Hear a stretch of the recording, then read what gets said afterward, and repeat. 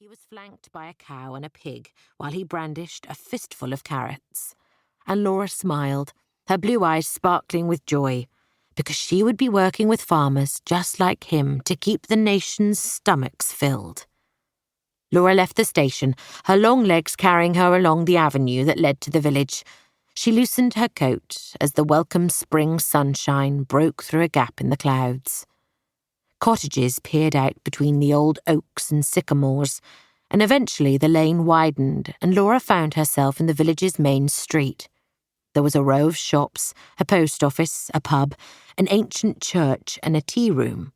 Even though it was impossible to forget there was a war on, with windows crisscrossed with tape and arrows pointing to public air raid shelters, the village still felt cheerful and cared for. A grey-haired woman approached, carrying her shopping. Laura felt her curious gaze take in her suitcase and her vet bag before the woman nodded hello and said warmly, "Afternoon. You must be the new vet. Iris told us you'd be coming." Laura beamed. She'd been in Bramble Heath mere minutes, and she'd already had a warm welcome.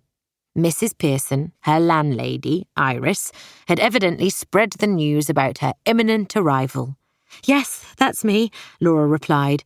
"It's wonderful to be here." Moments later, after some helpful directions, Laura found herself outside Mrs. Pearson's cottage. It was built from mellow Sussex stone, and the small front garden was busy with daffodils and crocuses. Her heart racing with anticipation, Laura knocked on the door. After a few seconds, it was opened by a very smiley young housewife who was wearing an apron covered in a cheerful print of flowers. "Miss Falgate, hello, come in," she said, her cheeks dimpling. "I'm Mrs. Pearson, but you must call me Iris." "Hello, Iris," Laura replied. "Then you must call me Laura." Iris stood aside so that Laura could come into the hallway with its prints of rural scenes on the walls and Wellington boots and shoes near the door.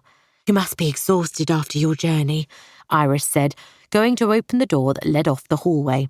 "Put down your things and come and have a cup of tea." "That would be very welcome, but first of all, I must give you my ration, but—" Laura's words froze, because the moment Iris opened the door, a cheer went up. She stood in the doorway, staring into Iris's lounge.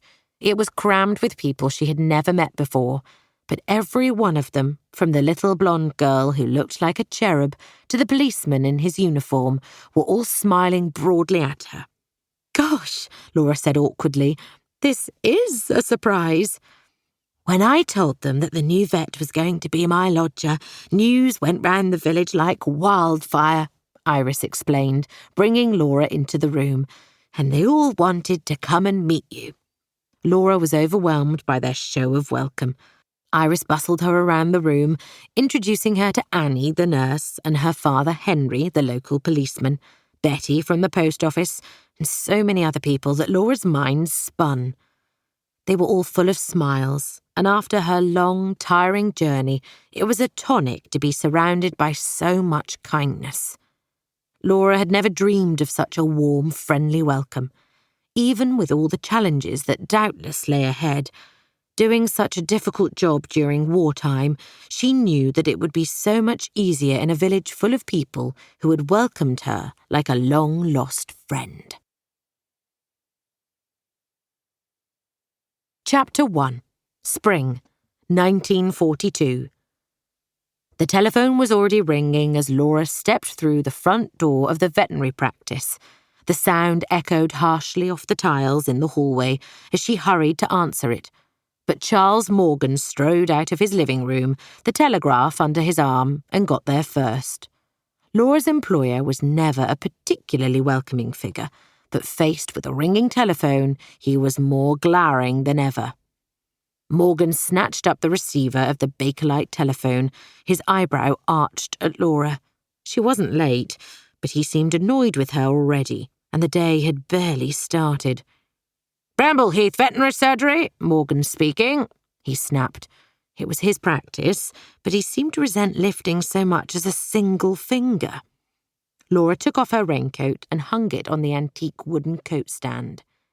The paintings of racehorses and gun dogs that lined the panelled hallway peered down.